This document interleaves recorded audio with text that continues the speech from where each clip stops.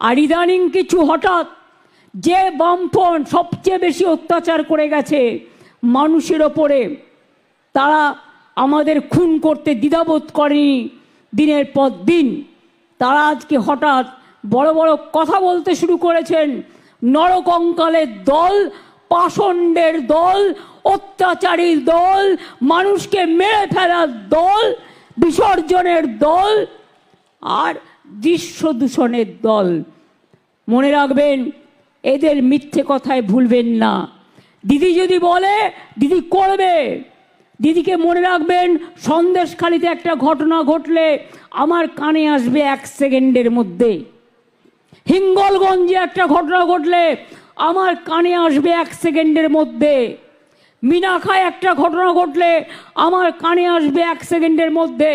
বাদুরিয়ায় ঘটনা ঘটলে কানে আসবে 2 সেকেন্ডের মধ্যে। বসিরহাটে ঘটনা ঘটলে 8 সেকেন্ডের মধ্যে আসবে। আমি সকাল থেকে রাত মানুষের পাহারাদারির কাজ করি। কাজেই আপনারা ভালো থাকলে, আপনারা সুস্থ থাকলে আমি ভালো থাকি, আমার মন ভালো থাকে, আমি সুস্থ থাকি।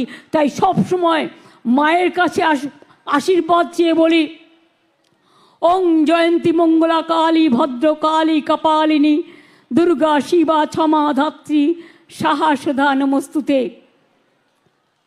সংখ্যালঘুদের জন্য বলি, আল্লাহ তাআলা দোয়া করো, ইনশাআল্লাহ সবাইকে ভালো রেখো। আমার তপশিলি ভাই বোনেরা, তাদের বলি, আপনাদের দোয়া করুন, ঈশ্বর আল্লাহ আপনাদের দেবতারা সকলে, বনবিবি থেকে শুরু করে সবার আশীর্বাদ আপনাদের প্রতি বর্ষিত হোক। আমার ছোট্ট ছোট্ট ভাই বোনেদের বলবো, তোমাদের জন্য থাকলো আগাম অনেক অভিনন্দন। আমি জানি হয়তো একদিন শুনবো সন্দেশখালির থেকে একটা মেয়ে মাধ্যমিকে ফার্স্ট হয়েছে। আমি এটা শুনতে চাই, হয়তো সন্দেশখালি থেকে একটা মেয়ে হায়ার সেকেন্ডারিতে ফার্স্ট হয়েছে। আমি শুনতে চাই কেউ ডাক্তার হয়েছে, ডাক্তারি করে ডাক্তারিকে অপচয় করা নয়, সেবার জন্য করতে হবে। এখন থেকে মনে রাখতে হবে, আমরা যখন জন্মাই আমাদের বাবা মারা একটা কথাই শেখাও, ভালো থাকো, কেউ হতাশ হবেন না, বিপদে পরিচালিত হবেন না। টাকা আসবে চলে যাবে, কিন্তু সম্মান কখনো চলে যায় না। সম্মান যদি চলে যায় সব চলে যায়। টাকারও দাম থাকে না, কিচ্ছুর দাম থাকে না। মানুষের জীবন অল্পস্থায়ী, ক্ষণস্থায়ী। আজ আছে কাল নেই। আজ যদি কোটি টাকার কেউ স্বপ্ন দেখে, কালকে যদি হঠাৎ মারা গেল হৃদরোগে, তখন কি হবে? তার স্বপ্নটাই থেকে যাবে, ওই টাকা কোনো কাজে লাগবে না। কাজেই মনে রাখবেন, যদি মানুষ হতে পারেন, মনুষ্যত্বের দাম সবচেয়ে বেশি, মানবিকতার দাম সবচেয়ে বেশি, তার থেকে দাম আর কোনো কিছুতে নেই।